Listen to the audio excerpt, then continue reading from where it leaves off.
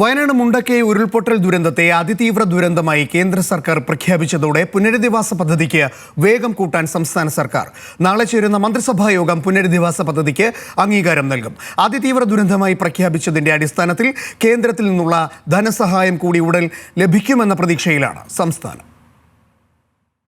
കേരളത്തിന്റെ നിരന്തരമായുള്ള ആവശ്യത്തിനൊടുവിലാണ് മുണ്ടക്കൈ ചൂരൽമല ഉരുൾപൊട്ടൽ ദുരന്തത്തെ കേന്ദ്ര സർക്കാർ അതിതീവ്ര ദുരന്തമായി പ്രഖ്യാപിച്ചത്. ഇതോടെ പുനരധിവാസ പ്രവർത്തനങ്ങൾക്കുള്ള ധനസഹായം എളുപ്പത്തിൽ ലഭ്യമാക്കാൻ കേരളത്തിന് മുന്നിൽ വഴിതെളിഞ്ഞു. 2219 കോടിയുടെ സഹായമാണ് കേന്ദ്രത്തിൽ നിന്ന് കേരളം ആവശ്യപ്പെടുന്നത്. അതിതീവ്ര ഗണത്തിൽപ്പെടുത്തിയതിനാൽ തുക എളുപ്പത്തിൽ ലഭ്യമാകുമെന്നാണ് സംസ്ഥാന സർക്കാർ പ്രതീക്ഷിക്കുന്നത്. എന്നാൽ കേന്ദ്ര പ്രഖ്യാപനത്തിൽ എത്ര തുക അനുവദിക്കുമെന്ന് വ്യക്തമാക്കിയിട്ടില്ല. കേരളം ആവശ്യപ്പെട്ട തുകയിൽ വിദഗ്ധ സമിതിയുടെ പരിശോധന കൂടി കഴിഞ്ഞാലേ പ്രത്യേക ധനസഹായം പ്രഖ്യാപിക്കൂ. അതേസമയം അതിതീവ്ര ദുരന്തമെന്ന് നിർവചിച്ചതിനാൽ ലോകബാങ്ക്, ADB തുടങ്ങിയവയിൽ നിന്ന് വിവിധ NGOകൾ വഴി വായ്പയായി പണം സ്വീകരിക്കാൻ സംസ്ഥാന സർക്കാരിന് സാധിക്കും. കേന്ദ്ര സഹായം കുറഞ്ഞാൽ ഈ വഴി ഉൾപ്പെടെ തേടാനാണ് സംസ്ഥാനം ആലോചിക്കുന്നത്. പുനരധിവാസ പ്രവർത്തനങ്ങൾക്ക് സന്നദ്ധ സംഘടനകളുടെയും സഹായം തേടാൻ സർക്കാർ തീരുമാനിച്ചിട്ടുണ്ട്.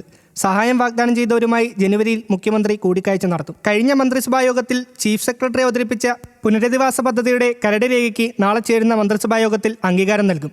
കേന്ദ്ര സർക്കാരിന്റെ പ്രഖ്യാപനം വന്ന സ്ഥിതിക്ക് അതിന്റെ സാധ്യതകൾ കൂടി മന്ത്രിസഭാ യോഗം പരിശോധിക്കും. ന്യൂസ് മലയാളം, തിരുവനന്തപുരം.